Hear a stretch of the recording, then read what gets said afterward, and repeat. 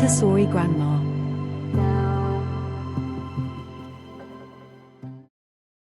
Episode 13. The Story of Time.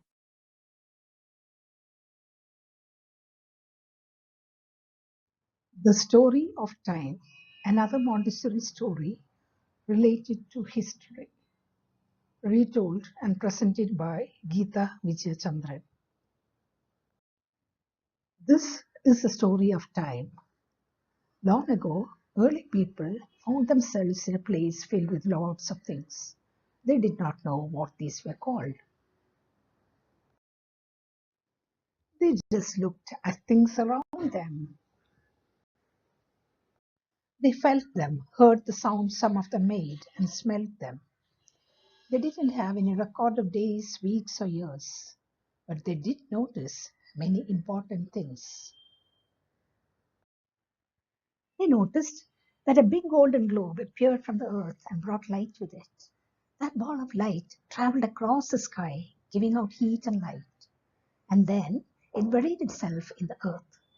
This happened with a pattern. The early people thought there might be a way to measure this pattern of light. This caused them to wonder about the pattern and its measurement.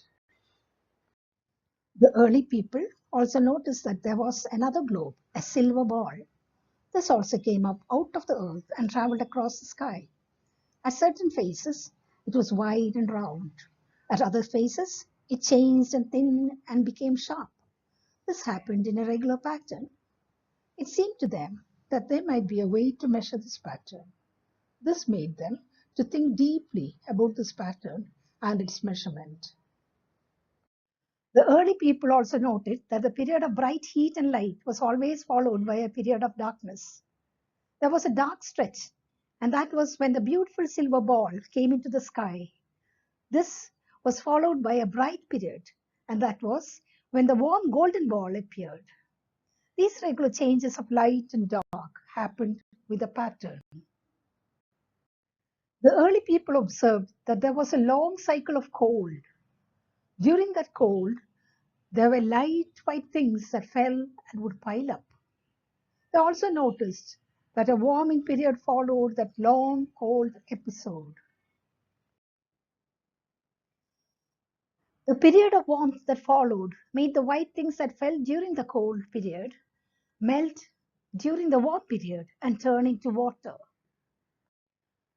During this warming, plants would grow and water would fall from the sky. During the warming period, the seeds would start to sprout and grow, and not long after, the seeds of grasses could be eaten, and fruits would appear on trees. It looked like there was a measurement to this pattern. These regular changes of cold and warmth happened with a pattern. This caused early people to wonder about this pattern of cold and warmth. The regular changes of light and dark happened with a pattern and was predictable. The early people observed themselves and those around them. They observed how babies grew. As they got bigger, they grew new teeth. Then they grew and grew till finally they died. There was a pattern to this too. These regular changes of growth happened with a pattern. It was predictable. It seemed that there was a measurement to this pattern. This caused the early people to wonder about this pattern of growth and its measurement. They wondered, can these repeating patterns be measured? All of these things now have names.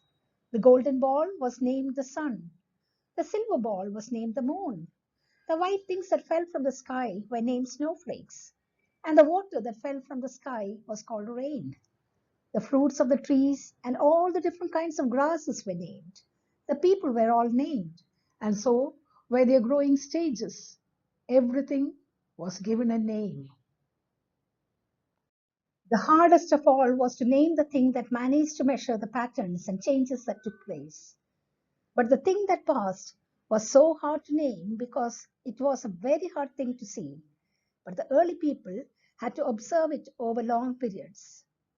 The early people saw these changes and they saw patterns in everything.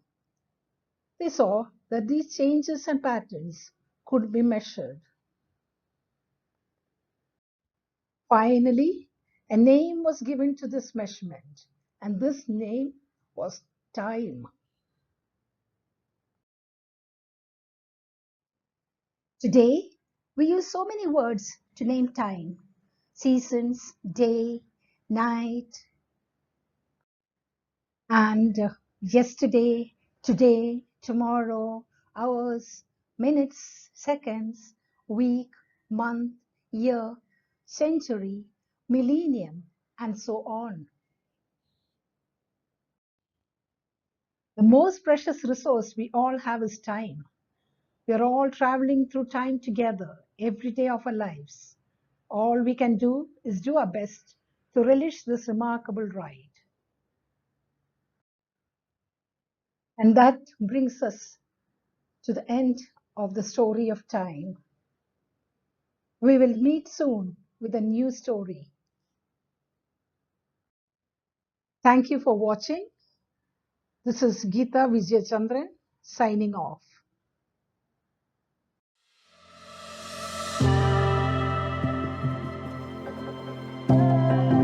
Montessori Grandma.